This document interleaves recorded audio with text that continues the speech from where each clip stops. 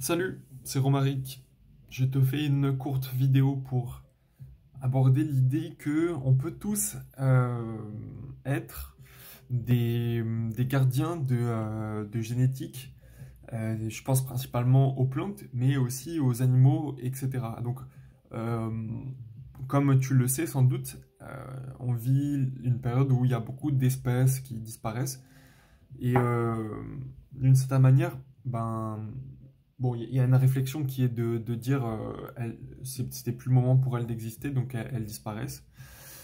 Et c'est pas grave. Mais il y a l'autre vision, enfin, il y a plein d'autres visions. Je vais plutôt donner une qui me semble assez opposée, qui est juste simplement la mienne. C'est que les génétiques, elles sont là comme le résultat euh, d'une adaptation ou d'une sélection à des contraintes dans un environnement donné. Et les espèces qui disparaissent parce que leur environnement disparaît euh, font qu'on perd la spécialisation de ces espèces. Or, ne sachant pas de quoi le futur est fait, peut-être que par exemple, il y aura un grand refroidissement de la Terre à cause de choses, de phénomènes cosmiques qu'on pourrait pas inverser, comme contrairement au réchauffement climatique qui est a priori plutôt du fait de l'activité humaine. Si par exemple la Terre se refroidit ou alors qu'elle continue à se réchauffer et qu'on a détruit les espèces qui étaient adaptées à ces environnements, l'exploitation de ces environnements, elle sera nécessairement bien moins optimisée, bien moins productive d'un point de vue de stockage et de transformation de l'énergie que si on avait conservé ces espèces. Euh, voilà. Après, le climat est beaucoup plus complexe que le chaud, le froid, et c'est pour ça que, et puis surtout les environnements sont extrêmement divers. Il n'y en a pas un pareil. Les montagnes, les forêts, je sais pas, les prairies, des alpages, les prairies de pas des alpages. Euh, dans tous ces environnements, et plus particulièrement dans les écosystèmes les plus productifs, comme par exemple la jungle, où l'exposition au soleil et l'humidité, la chaleur reste constante, il y a beaucoup plus de cycles de vie, et donc beaucoup plus d'espèces qui vont pouvoir apparaître dans le temps. Contrairement, par exemple, à l'Europe, qui est restée longtemps gelée, donc il y a pas un écosystème qui est aussi varié, mais peu importe. Euh, dans tous ces écosystèmes, même près de chez toi, même dans ta rue, etc., il y a des espèces qui ont commencé à évoluer et à apparaître. Bien sûr, ça se fait sur des millions d'années, mais en tout cas des centaines de milliers d'années, ou peut-être même plus rapidement pour certaines échelles d'êtres vivants. Euh, donc, l'exemple, c'est par exemple les espèces qu'on cultive, les carottes, je sais pas, enfin voilà quoi, les légumes, les fruits. Si tu prends leur version sauvage, il se peut qu'elle soit trop forte au goût, pas assez productive, trop irrégulière à cultiver. Enfin, et donc, en choisissant à chaque fois les spécimens qui nous intéressaient le plus, on a fait ce travail de sélection pour créer des légumes.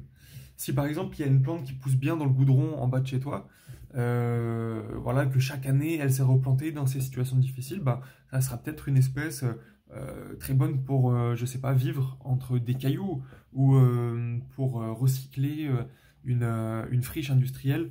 Bref, elle a commencé à développer des spécificités qui la rendent potentiellement plus intéressante que une autre espèce ou une autre variété de la même espèce. Euh, c'est ça l'intérêt de conserver les génétiques. Donc, le mieux, ça serait de commencer à récolter des graines dès que tu en trouves dans la nature, dans des jardins où il y a des gens qui ont laissé monter en fleurs leurs graines. Tu peux aller en récolter, des gens qui n'y pensent pas, des gens qui voient pas les trucs intéressants, et accumuler comme ça ton stock de graines. Et puis, le moment où tu commences à avoir un jardin, tout en vérifiant que ça risque pas de proliférer, enfin que tu gardes le contrôle de la chose, même si en tant que non-écologiste de formation, comme moi, par exemple, tu ne sauras pas exactement dans quelle mesure ce que tu va apporter va se répandre et sortir de ton contrôle et être une espèce envahissante. Néanmoins, si tu as pris des plantes pas très loin de chez toi, il y a peu de chances pour que tu détraques la faune et la flore locale.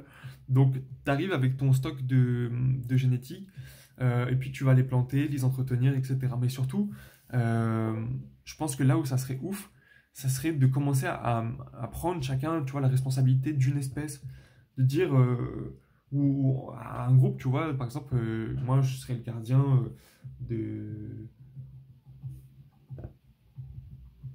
de la lavande, par exemple, tu vois, genre ça serait ma plante, et je devrais conserver une variété de lavande, donc j'aurais une bouture mère comme ça, je la reproduirai, j'essaierai de conserver ses qualités de génération en génération, et puis s'il y a un changement climatique, je devrais réfléchir à comment la préserver, comment faire qu'elle continue à exister. On pourrait penser ça aussi pour des animaux. On pourrait penser ça, alors bon, on inclut là-dedans, hein, étant moi-même un animal, euh, même penser ça pour les humains, c'est-à-dire que des humains qui ont vécu pendant des générations dans des environnements, pareil, très spécifiques, de haute montagne, ou de désert, de vivre près de la mer, tu vois, du coup d'avoir développé par exemple, je sais pas, une bonne apnée ou des yeux qui résistent au sel. Tout ça c'est très utile, je pense, dans un environnement par contre que je saurais pas évaluer. Aussi bien dans 100 ans, les humains, ils auront vachement progressé en génétique et ils voudront, par exemple, ils construiront des maisons, des villes immergées parce qu'ils pourront rester en apnée 30 minutes. Et puis ils pourront voir sous l'eau, ils auront une peau qui résiste au froid de l'eau, etc. Bref, donc ça pourrait être très utile pour peu qu'on ait un peu de vision long terme. Voilà.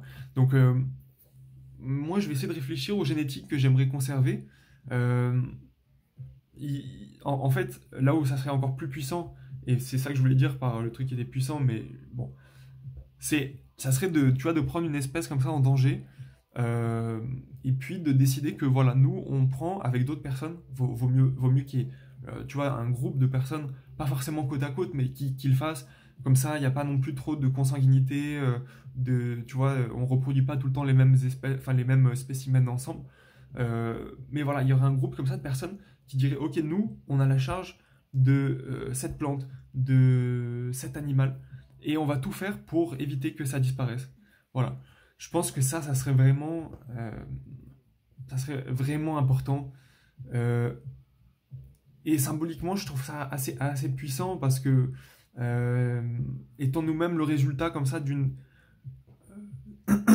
sélection et préservation d'une information génétique dans le temps, aider d'autres espèces à le faire, le voir s'effectuer à travers elles, les plantes se reproduisant chaque année, elles ont ainsi quand même d'évolution plus rapide, donc plus visible. Voilà, je trouve ça aussi très instructif. Voilà, alors bonnes idées à toi.